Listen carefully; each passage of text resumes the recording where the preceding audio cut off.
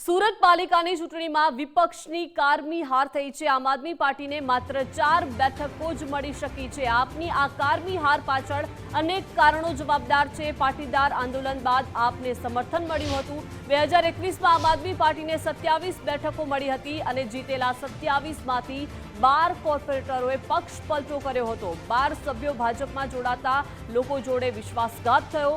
આ વખતે પાર્ટીએ પોતાના જોરે ચૂંટણી લડી છે। લોકોનો આ વિશ્વાસઘાત પણ આપની હારનું એક કારણ હોઈ શકે છે।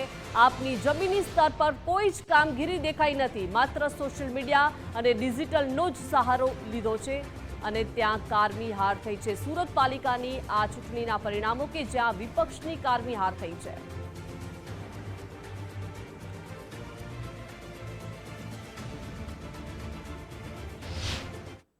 પક્ષના હાથમાં ફરી કમાન આવી છે, વિપક્ષની કારમી હાર થઈ છે। શું માનો છો એક મતદાતા તરીકે શું કારણો હોઈ શકે? જો આમ આપણે જોવા જઈએ તો જે બીજેપીનું કામકાજ છે આપણને જમીન સ્તરે જોવા મળે છે, જ્યારે વિપક્ષને આપણે જોઈએ તો એ ખાલી સોશિયલ મીડિયા પર જ આપણને જોવા મળે છે।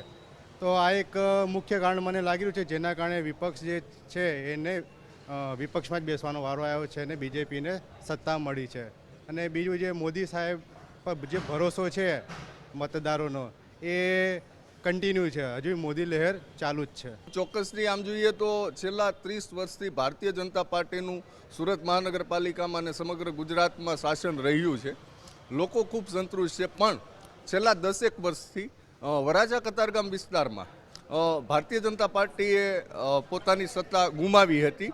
એમના ઘણા બધા કારણો છે। નહીં, વિપક્ષી હારમાં તમે જોવા જાઓ ગયા વર્ષની ચૂંટણી કરતાં વધારે આપ જે આ વર્ષે જે નવી સ્ટ્રેટેજી સાથે આવ્યું હતું બરાબર, પણ મારું એવું માનવું છે કે આપ થોડુંક વધારે પડતું સોશિયલ મીડિયામાં થોડું વધારે એ લોકોનું કેમ્પેન ચાલ્યું। જો એ કેમ્પેન એ લોકોએ ડિજિટલી ફેસ ટુ ફેસ કર્યું હતું ડિજિટલની જગ્યાએ, તો કદાચ એમને વધારે બહુમતી સાથે પબ્લિક એને બહુ સારી રીતે એને આવકારતે અને કદાચ જે અત્યારે જે આપણે બીજેપી આપણે જે પાર્ટી કહી શકીએ, આપણે રિસેન્ટલી જે પાર્ટી જે છે એ લોકોના જે કેમ્પેન જે ડોર ટુ ડોર થયેલા છે ને એસએમસી રિલેટેડ જે એવા કામ જે સારા સારા કાર્ય કરેલા છે એના માટે બીજેપીની બધા જ પબ્લિકે બહુ સારી રીતે પસંદ કરી છે।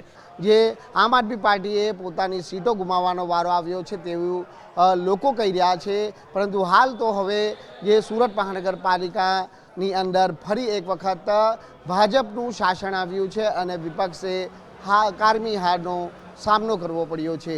કેમેરામેન દેવાંગ રાણા સાથે રાકેશ બ્રહ્મભટ્ટ, ગુજરાત ફર્સ્ટ।